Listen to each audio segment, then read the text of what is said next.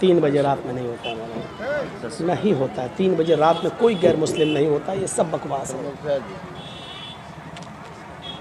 जो भी हो, लेकिन ये चीज़ सही नहीं है। 20 तकरीर में आप किसी का टॉपिक बदलवाएं, ये अच्छी आदत नहीं है। इसीलिए आप खुद सोचो कि बिहार बंगाल तंग आ गए हैं, जो चीज़ नहीं वो सब नहीं होता। गैर मुस्लिम है तो आगे बिठा लो उनको, लाइए, हम उनसे पूछे कि उनकी समझ में आ रहा कि नहीं आ रहा, आप लाइए उनको आगे बिठा लिए, जो भी हो, कोई भी मुखिया हो, लेकिन ये चीज़ सही नहीं है। बीच में तकरीर चल रही, इस्लामी तकरीर चल रही, कुरान हदीस की तकरीर सुन रही, अब आप वेद सुनना चाहते हैं, यानी कुरान हदीस छोड़ के वेद सुनना चाहते हैं, आप लोगों से चंदा कर रहे हैं, आप कुरान हदीस के नाम पे वेद सुनना चाह रहे हैं, यानी कुरान हदीस की कोई वैल्यू नहीं रही, सारा वेद की इतनी वैल्यू बढ़ गई है।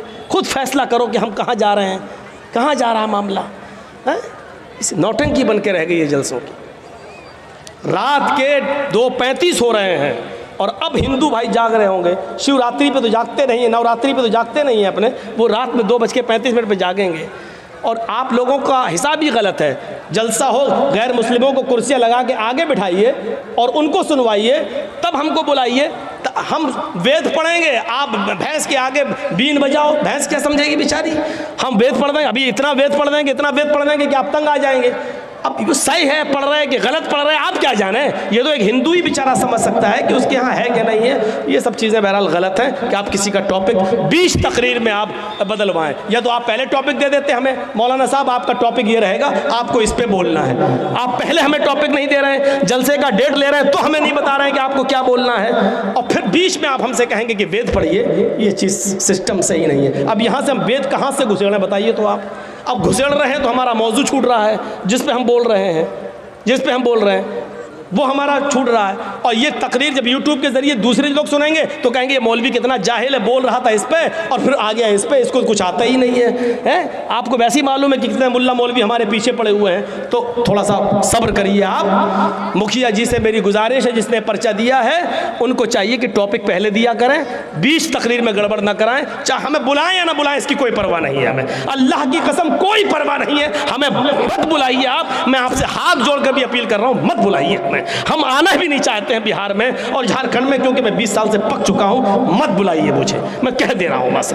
लेकिन 20 तकरीर में इस तरीके से रुस्वा मत करिए किसी को, आप किसी का टॉपिक चेंज कराकर, मुझे अच्छा नहीं लगा ये आज। तो सुनिए मेरे भाइयों, बात बताई है और इस बात पर हम आपकी बात थोड़ा सा रख लेंगे। वेदों के मंत्र भी चलो इसमें हम थोड़े से जोड़ देंगे मेरे भाइयों। यहाँ पर कुरान ने दुश्मनी की एक वजह यह बताई है कि दुश्मनी कब होती है लोगों के दरमियान, उसके जड़ को खत्म कर दिया है। और उसके जड़ को खत्म करते हुए क्या कहा, वला तसुब्बुल्लज़ीना यदऊन मिन दूनिल्लाहि फयसुब्बुल्लाह अदवन बिगैरि इल्म। तुम दूसरों के माबूदों को बुरा भला मत कहो, तुम दूसरों के बुजुर्गों को बुरा भला मत कहो, तुम दूसरों के बुजुर्गों को गाली मत दो। फयसुब्बुल्लाह, जवाब में वो तुम्हारे अल्लाह को गाली देंगे। भाई तुम, अल्लाह के नबी ने फरमाया तुम किसी की माँ को गाली मत दो। तो साहबी ने पूछा अल्लाह के रसूल, अल्लाह के नबी ने कहा कि तुम अपनी माँ को गाली मत दो। तो साहबी ने कहा अल्लाह के रसूल अपनी माँ को गाली कौन देगा, ऐसा कौन नालायक बेटा होगा जो अपनी माँ को गाली देगा। तो अल्लाह के नबी ने कहा तुम किसी की माँ को गाली दोगे, किसी को उसकी माँ की गाली दोगे, जवाब में वो तुम्हें तुम्हारी माँ की गाली देगा, तो इसका मतलब क्या हुआ कि तुमने अपनी माँ को गाली दी। न तुम उसकी माँ को गाली देते, न वो जवाब में तुम्हारी माँ को गाली देता। तो गोया कि तुमने खुद अपनी माँ को गाली दी है। कितनी अच्छी बात है, बताइए। इतनी अच्छी बातों को छोड़कर आप ओम भोम सुनना चाहते हैं, समझ से बाहर की बात है। तुम दूसरों के बुजुर्गों को गाली मत दो, दूसरों के खुदाओं को गाली मत दो, वरना वो तुम्हारे असली खुदा को गाली देंगे। आप राम को या लक्ष्मण को या ईसा को या मूसा को, पहली बात तो कोई मुसलमान ईसा मूसा को बुरा कह ही नहीं सकता, क्योंकि वो मुसलमानों का अकीदा कि वो भी हमारे नबी हैं, अल्लाह ने नबी बनाकर भेजा। तुम न किसी बुद्ध को, न किसी महावीर को, न किसी कृष्ण को, राम को, लक्ष्मण को, हनुमान को, तुम किसी को गाली न दो, इसलिए कि अगर तुम इनको बुरा कहोगे तो इनके मानने वाले तुम्हारे असली खुदा को, असली रब को बुरा कहेंगे। असली रब को बुरा कहेंगे तो इसका मतलब यह है कि तुम खुद अपने रब को गाली देने के जिम्मेदार बन रहे हो। फरमाया कि फला तसब्बुल्लज़ीना यदऊन मिन दूनिल्लाह फयसुब्बुल्लाह अदुवन, तुम दूसरों के बुजुर्गों को गाली मत दो, वरना वो जवाब में तुम्हारे असली खुदा को, असली रब को गाली देंगे बगैर इल्म के, बगैर इल्म के। इसमें तो कोई शक ही नहीं है कि अल्लाह एक है, और इसको सब मानते हैं, दुनिया की हर कौम मानती है, हर मजहब मानता है कि अल्लाह एक है। उनके यहाँ रसूल, नबी, ऋषि, अवतार, पैगंबर के भी आने का सबूत मिलता है। अब आप एक तरफ से देख लें, अल्लाह, इसको अल्लाह भी आया है वेदों में, अल्लाह, अल्लाह के साथ अस्मल्लाम इल्लल्ले मित्रा वरुड़ो इल्लल्ले इल्लल्लाह, देख रहे हैं आप, अस्मल्लाम इल्लल्लाह मित्रा वरुड़ो, इस दुनिया का बनाने वाला अल्लाह है, अल्लाह के शब्द के साथ आया है, अल्लाह के शब्द के साथ, इल्लल्ले मित्रा वरुड़ो इल्लल्ले, उसके अतिरिक्त कोई अल्लाह नहीं है, उसके अलावा कोई नहीं है, उसके अलावा कोई है ही नहीं। ये अल्लाह के साथ आया है, ईश्वर के साथ भी आया है, प्रभु के साथ भी आया है, बहुत आया है, और अग्नि के साथ भी आया है, अग्नि के साथ भी आया है। कुरान की फर्स्ट आयतें आप उठाएंगे, अल्हम्दुलिल्लाहि रब्बिल आलमीन अर्रहमानिर रहीम मालिकी यौमिद्दीन, वेद आप खोलेंगे तो आपको भी सबसे पहले यही पंक्तियां मिलेंगी, महीदेवस्य सवितु परिष्टुति, महीदेवस्य सवितु परिष्टुति, महान है हमारा वो देवता जिसके लिए सारी की सारी प्रशंसा, जिसके लिए सारी की सारी तारीफ है, महान है वो हमारा देवता जिसके लिए सारी की सारी प्रशंसा और सारी की सारी तारीफ है। अल्हम्दुलिल्लाहि रब्बिल आलमीन, सारी तारीफ उस अल्लाह के लिए है जो दोनों जहान का पालने वाला है। उसके बाद दूसरा मंत्र वेद में, बसुर दयामाना, वो बड़ा दयालु और कृपालु है, बसुर दयामाना, उससे ज्यादा दयालु और कृपा करने वाला कोई है ही नहीं, और रहमानिर रहीम, वो बड़ा रहम करने वाला, इंतहाई मेहरबान है, उससे ज्यादा रहम करने वाला कोई है ही नहीं।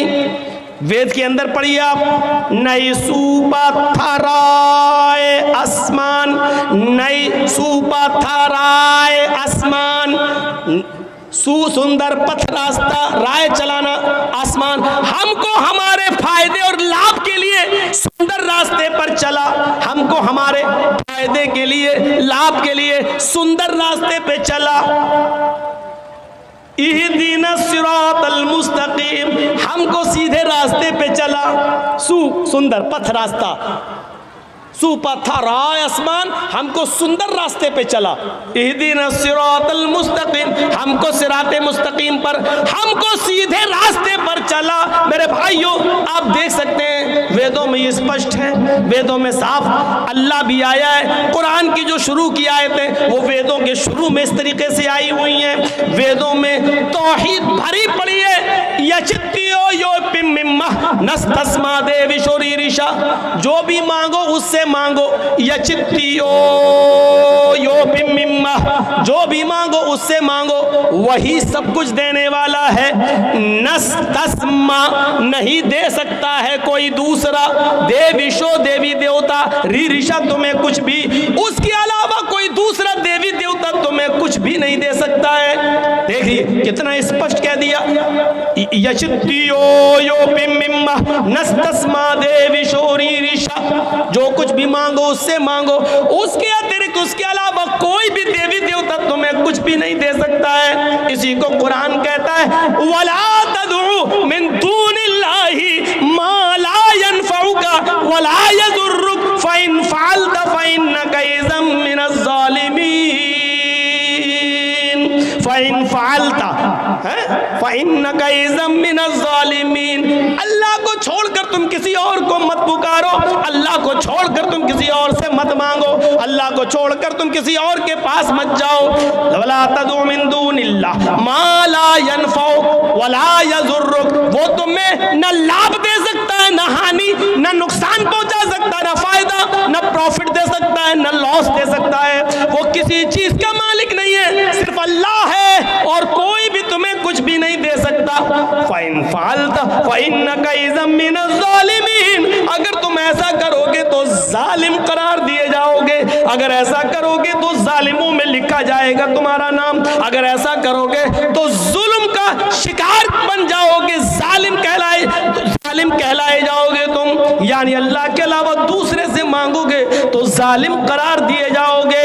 ये वेदों में लिखा हुआ है कि जो कुछ मांगना है ऊपर वाले से मांगो, जो कुछ भी मांगना अल्लाह से मांगो, उसके अलावा अगर किसी और के सामने अपना दामन फैलाओगे तो जालिम लिखे जाओगे, जालिम करार दिया गया है। इसी को कुरान दूसरी जगह कहता है, इन्नल्लज़ीना तदऊन मिन दूनिल्लाहि लन यख्लुकू ज़ुबाबन वलम इज्तमऊ लहू, अल्लाह को छोड़कर तुम जिनको पुकार रहे हो, जिनसे बेटा बेटी मांग रहे हो, जिनके आस्थानों पे जा रहे हो, वो सब मिलकर एक मक्खी भी पैदा करने की ताकत नहीं रखते। लन यख्लुकू ज़ुबाबन, वो एक मक्खी भी पैदा करने की ताकत नहीं रखते, एक मक्खी भी पैदा नहीं कर सकते, इतने कमजोर है वो, मक्खी पैदा नहीं कर सकते। अरे मक्खी अगर कुछ लेके उड़ जाए तो ये सब पकड़कर उस मक्खी से वो चीज छीन भी नहीं सकते। वहीं यस्लुबहुमुज़्ज़ुबाबु शैअन ला यस्तनक़िज़ूहु मिन्हु, उससे वो चीज छीनने की, वापस लेने की भी ताकत नहीं रखते। ये इस्लाम का नजरिया है। और उधर हिंदू धर्म ने साफ कह दिया है, कोई नहीं है जो तुम्हें कुछ दे सके, अल्लाह के अलावा कोई भी, ईश्वर के अलावा कोई भी देवी देवता नहीं है जो तुम्हें कुछ दे सके। एकम ब्रह्मादित्य नास्ति नास्ति किंचन, इस ब्रह्मांड का रचयिता और रचनाकार एक ही है, दूसरा नहीं है। एक और जगह ऋग्वेद में कहा, अहम ब्रह्मा अस्ति, अहम सूर्य अस्ति, अहम चंद्र अस्ति, अहम इंद्र अस्ति, हम ही ब्रह्मा है, ब्रह्मांड के रचयिता और रचनाकार हम ही है। हम सूर्य अस्ति, दिन बनाने वाले और रोशनी पैदा करने वाले भी हम ही है। हम चंद्र अस्ति, रात लाने वाले और रात में रोशनी करने वाले और अंधेरा भी करने वाले हम ही है। हम इंद्र अस्ति, हम ही इंद्र हैं, सारे खजाने तुम्हें देने वाले भी हम ही है। जो कुछ भी मांगो हम ही से मांगो, हमारे अतिरिक्त, हमारे अलावा तुम्हें कोई कुछ नहीं दे सकता है। ये तौहीद भरी पड़ी है वेदों के अंदर। लेकिन ये भी कहा, ओम निराकारम अस्ति निराकारम अस्ति, उस ईश्वर का कोई आकार नहीं है, उसकी मूर्ति मत बनाओ, वो बगैर मूर्ति का है, उसकी कोई मूर्ति, उसकी कोई स्टैच्यू, उसका कोई मुजस्समा बना ही नहीं सकता है, वो अनस्टैच्यू है, उसका कोई स्टैच्यू नहीं बना सकता है। ओम निराकारम अस्ति, वो निराकार है, उसका कोई आकार है ही नहीं है। इसलिए साष्टांग कर्तव्यति मस्तिष्क दृष्टिकोणास, लिहाजा जब भी साष्टांग करो, प्रार्थना करो, प्रे करो, इबादत करो, नमाज पढ़ो, तो अपनी नजर को साष्टांग यानी सजदे की जगह पर रख लो। ये श्रीमद् भागवत गीता में कहा जा रहा है कि अपनी नजर को, अपनी दृष्टि, अपनी आंख को साष्टांग, जहां सजदा किया जाता उस जगह रख लो। अब बताइए नमाज में कहां रखा जाता अपनी नजर? सजदे की जगह पर, सजदे की जगह पर। यही बात गीता में कही गई है कि जब भी तुम प्रे करो, इबादत करो, पूजा करो, तो अपनी दृष्टि और अपनी आंख कहाँ रख लो? सजदे की जगह पर, सजदे की जगह पर रख लो। ये एकदम और इसी को कहा गया है उसी के अंदर, योगी उज्जीत सततमात्मानम रहस्य स्थिता एकाकी यच्चतात्म निराशीर परिग्रह। जब पूजा करने खड़े हो जाओ, नमाज पढ़ने खड़े हो जाओ, इबादत के लिए खड़े हो जाओ, तो पूरे शरीर का योग कर लो, पूरे शरीर की पूजा करो, पूरे शरीर के अंग अंग की एक्सरसाइज करो। योग युज्जीत सततमात्मानम रहस्य स्थिता, और इसको हमेशा करते रहना, कभी मत छोड़ना, बराबर करते रहना, कभी मत छोड़ना। अगर एक टाइम की भी पूजा छोड़ दोगे, रहस्य स्थिता, तो धर्म से हट जाओगे, धर्म पे कायम नहीं रहोगे। एकाकी, एक ईश्वर के सामने खड़े हो जाना, यच्चतात्मा, और अपनी आत्मा को उसी की तरफ, अपने हृदय और दिल को उसी की तरफ लगा देना। निराशीर तकदीर, सबसे निराश हो जाना, परिग्रह। लेकिन ऊपर वाले से निराश मत होना, परिग्रह। ऊपर वाला ही सब कुछ देने वाला है। यानी जब नमाज पढ़ने खड़े हो, एकाकी, तो एकाकी एक अल्लाह के सामने खड़े हो जाओ, एकाकी।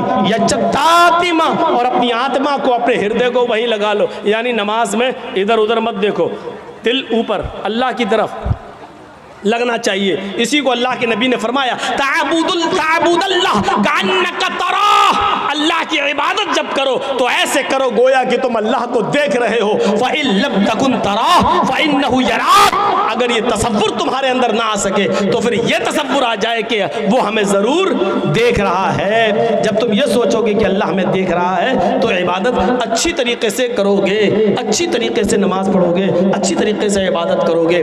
वेदों में अल्लाह का नाम, वेदों में नबी का नाम, वेदों में कुरान का नाम, वेदों में आखिरत का, कयामत का जिक्र वेदों में भरा पड़ा है मेरे भाइयों। लेकिन 20 साल की वेदों से भरी जिंदगी और 20 साल से संस्कृत और रामायण गीता सुनाने के बाद भी हम इस नतीजे पर नहीं पहुंचे कि इतना सुनाने के बाद एक गैर मुस्लिम को भी मुसलमान बनाया जा सका हो। मेरे प्यारे साथियों, 20 साल से वेद पढ़ रहे हैं, 20 साल से तकरीरें वेद और रामायणों पर हो रही हैं, लेकिन 20 साल की जिंदगी में एक भी बिहार, बंगाल की सरजमीन पर एक भी आदमी ऐसा नहीं आया जो वेद और रामायण सुनकर ये कहा हो कि हम इस्लाम ला रहे हैं, हम मुसलमान हो रहे हैं। क्योंकि मेरे भाइयों, हमने सही टाइम का इंतखाब नहीं किया है। जिस वक्त हमारे गैर मुस्लिम भाई सुनना चाहते हैं उस वक्त आप सुनाना नहीं चाहते हैं। हमारे उत्तर प्रदेश में अभी तो खैर इलेक्शन का दौर है, 1 साल पर सब प्रोग्राम नहीं हो रहा है। बम्बई वगैरह चले जाइए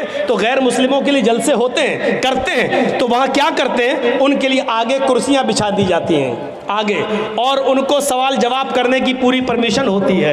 1 घंटा मैं बोलता हूँ, तकरीर करता हूँ, और 1 घंटे के बाद आधे घंटे का टाइम उन गैर मुस्लिमों को दिया जाता है। आपको अगर कोई सवाल करना हो तो आप सवाल कर सकते हैं। तो वो अच्छा लगता है, वहाँ सुनाया जा रहा है, वो आगे बैठे हैं, वहाँ मंत्र नंबर, पेश नंबर, सफ़ा नंबर, कांड नंबर, सूक्त नंबर, श्लोक नंबर सब बताने में अच्छा लगता है, और फिर उनका सवाल भी होता है और उसके जवाब भी देने में अच्छा लगता है। मेरे भाइयों, यहाँ एक रस्म बनी है बस। हमने तो कभी नहीं कहा कि मेरे नाम के आगे चतुर्वेदी लगाओ। पता नहीं इश्तिहार में क्यों लिखने लगे हैं। मैं इस बात का इकरार करता हूं, भरे मजमे में इकरार करता हूं, मैं चतुर्वेदी नहीं हूं। अल्लाह की कसम, मैं चतुर्वेदी नहीं हूं। मैं फिर कसम खाकर कहता हूं, अल्लाह की कसम, मैं चतुर्वेदी नहीं हूं। मैंने कई जलसों में कहा कि मेरे नाम के आगे चतुर्वेदी नहीं लगाओ। मैं नहीं हूं चतुर्वेदी। आप जुल्म करते हैं, धोखा देते हैं आवाम को चतुर्वेदी डालकर। और हम ही नहीं, हिंदुस्तान के अंदर इस वक्त मुसलमानों में कोई चतुर्वेदी है ही नहीं। कोई भी, किसी भी मौलवी को बुला लो, नाम लिख सकते हो इश्तिहार में चतुर्वेदी, लेकिन चतुर्वेदी नहीं। चतुर्वेदी कहते हैं जो किसी यूनिवर्सिटी में चारों वेदों को पढ़कर वहां की डिग्री लेकर आया हो। जैसे कोई मौलाना मदरसे में पढ़े बगैर आलिम नहीं हो सकता, उसी तरीके से कोई आदमी किसी हिंदू की शास्त्र पढ़े बगैर और हिंदुओं के इदारे में पढ़े बगैर, चारों वेद पढ़े बगैर कोई चतुर्वेदी नहीं हो सकता है। यहाँ तो जमीन से पत्थर खोदो तो चतुर्वेदी निकलता है, एक ढूंढो तो 100 पैदा हो जाते हैं। सबसे पहले हम अपने नाम के आगे कहते हैं कि चतुर्वेदी मैं नहीं हूं। सेल्फ स्टडी की है, मुताला किया है, थोड़ा बहुत मैं पढ़ता हूं, सुनाता हूं। मेरे भाइयों, इससे ज्यादा चतुर्वेदी की हैसियत नहीं। ना मैं मुफ्ती हूं, ना मैं चतुर्वेदी हूं। मेरे नाम के आगे ये चतुर्वेदी का लफ्ज न लगाया जाए। कई जगहों पे मैंने कहा, आज भी कह देता हूं कि चतुर्वेदी का लफ्ज मेरे नाम के आगे नहीं लगाया जाए। ये धोखा होगा आवाम को चतुर्वेदी का लफ्ज निकालकर। हम चतुर्वेदी नहीं है, एतराफ करते हैं। कोई अगर मुझे जाहिल कहता है तो कहता रहे, कोई मुझे अनपढ़ और गवार समझता है तो समझता रहे, ये उसकी अकल पर डिपेंड करता है। लेकिन मुझे इस बात का एतराफ और स्वीकार करने में कोई शर्म पैदा नहीं हो रही है। अल्लाह की कसम, मैं चतुर्वेदी नहीं हूं। तो मेरे भाइयों, आपके कहने पर मैंने इतने मंत्र पढ़ दिए हैं, वो मंत्र मेरे खुद समझ में नहीं आए, रात के 3 बजे सुना रहा हूं, तो आपके क्या समझ में आए होंगे, अल्लाह ही बेहतर जाने। इससे तो अच्छी तकरीर वो थी जो चल रही थी।